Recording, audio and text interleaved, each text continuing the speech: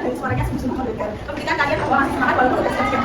Oke, sebelum lanjut ke pembelajaran alamat sebenarnya kita berdoa terlebih dahulu. Berdoa izin, berdoa sebagai terima. Oke, untuk hari ini apakah ada yang tidak masuk? Iya. Semoga seterusnya ya. Apakah sudah siap mengikuti pembelajaran hari ini? Siap. Siap ya, jangan ada yang makan, jangan ada yang kerja sendiri. Seperti yang sudah disampaikan dulu kemarin bahwa hari ini Mbak Alima akan mendampingi teman-teman untuk belajar tentang komunikasi di tempat kerja. Apa sih itu komunikasi di tempat kerja? Lebih tepatnya di sini Mbak Alima akan mengajarkan tentang komunikasi melalui telepon atau komunikasi dengan telepon. Oke, kira-kira apa sih yang dijawab oleh orang ini? Apakah ada yang bisa menjawab atau memutarakan pendapatnya? Karena orang ini sudah baik ya. Ya, jadi kalau kita itu harus perhatikan sikap-sikap ya, dengan sikap siap, dengan posisinya siap, dan juga kalau telepon itu harus pakai tangan kiri. Jadi kita ini hari ini akan belajar tentang dasar komunikasi dengan telepon. Apa saja sih yang harus kita pelajari hari ini? Jadi yang kita akan pelajari hari ini adalah pengertian dari telepon, jenis-jenis pesawat telepon, bagian-bagian telepon, manfaat penggunaan telepon, dan juga tindakan dalam menggunakan telepon. Oke, untuk pengertian dari telepon sendiri, yang pertama itu telepon itu dibagi menjadi dua ya. Ada tele dan pon. Tele artinya jauh, pon artinya bunyi. Jadi kalau kita membuat telepon apa? Ini bisa terbahas. Telepon adalah bunyi untuk menyalurkan pesan berupa suara sehingga terjadi komunikasi. Betul sekali. Jadi telepon itu terdiri dari kata jauh dan bunyi yang mana ini bisa disambung atau bisa dimaknai sebagai alat yang untuk menyalurkan pesan berupa suara sehingga terjadi komunikasi dari jarak jauh. Terus ada pada telepon sendiri siapa yang kita akan tahu? Tapi besok ada ujian muncul siapa sih penemu telepon? Besok siapa ya? Alexander Graham Bell. Oke, untuk telepon sendiri kan tahu ya. Terus kita tadi bahas tentang komunikasi. Kemarin sudah sampaikan ya, komunikasi itu terdiri dari komunikasi, pesan, terus gangguan apa lagi?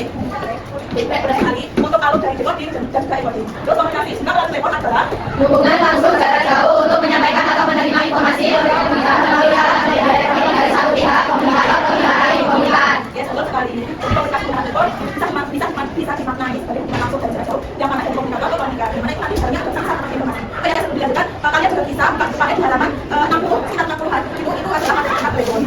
Untuk belajar ini nanti kita akan nanti disampaikan oleh Mbak Mangga, nanti ada list dan juga penjelasan. Untuk pelajaran telepon dulu akan ada yang ingin ditanyakan? Ya. Oke. Untuk adik sendiri apakah setiap hari sudah pernah menggunakan telepon ya? Ya. Sekolah juga sama pacarnya mungkin. Dari komunikasi dengan telepon. Nah, kira-kira apa sih manfaat dari penggunaan telepon? Ada yang bisa menyampaikan? Ini udah kasih dulu manfaat penggunaan telepon. Satu kata.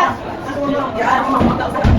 Tenaga, waktu dan juga uang. Terus di sini juga ya kalau kita menggunakan telepon kan kita bisa ya. Kalau dari zaman dulu kita misal pasangan biasa atau zaman-zaman sebelum era global 2000 tahunan itu kan kita harus ketemu dulu kalau mau komunikasi dengan telepon itu kita gunakan. Terus yang ketiga dengan pribadi. Di sini maksudnya apa sih? Jadi manfaat dari telepon sendiri dengan pribadi. Artinya kita itu kalau telepon selalu dengan suara yang kita ajak telepon ya kita kan dari suara tapi apakah orang yang dengan suara kok kita kondisi dari si yang kita ajak juga.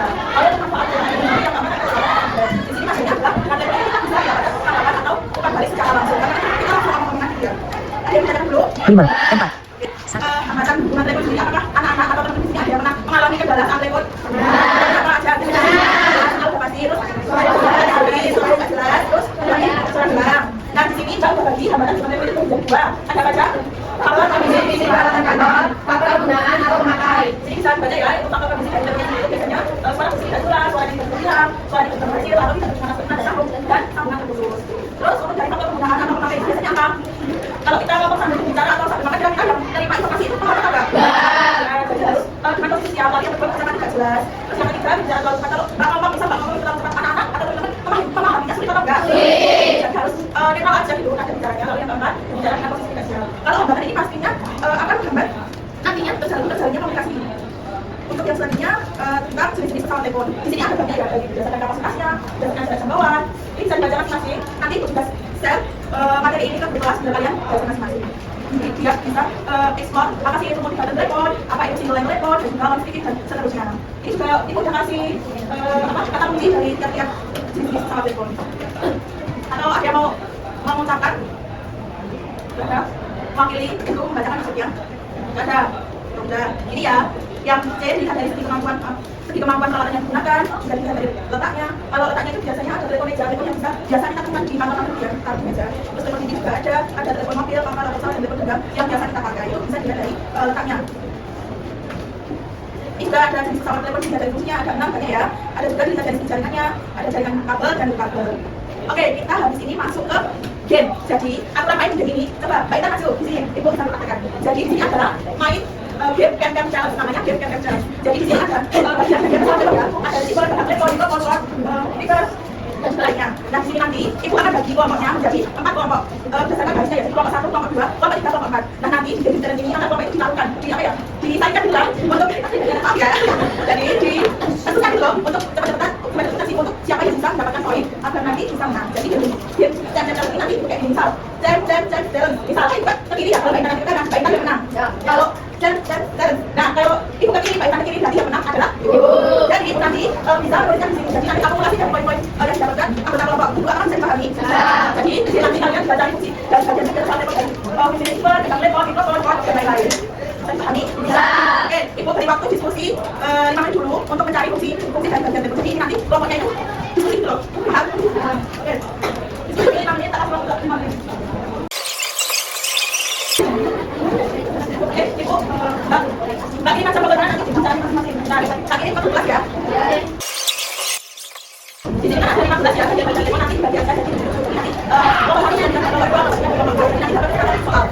Itu siapa yang paling banyak mendapatkan poin baru nanti bisa dikatakan. Cari dulu itu fungsinya. Jadi jalan soalnya yang isinya dapat telepon, telepon, tinggal PT, soalnya dapat nomor itu. Untuk jawab tiga yang tulis, internet, S-code, terus radial, house code, soal dan bonus itu. Ya oke, untuk nomor 1 sama nomor 3 siapa yang mau mewakili terlebih dahulu? Ya, kan. Ya, tadi yang kedua. Ya, nomor 4 siapa yang mau mewakili? Ayo.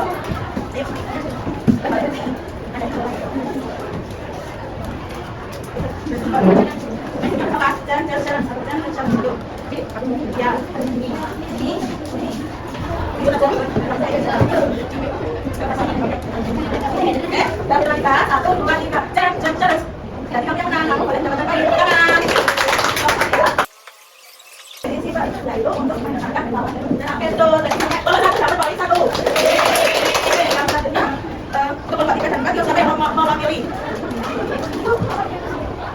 Jadi karena soalnya ya tetap lekor, fungsi dari tetap lekor.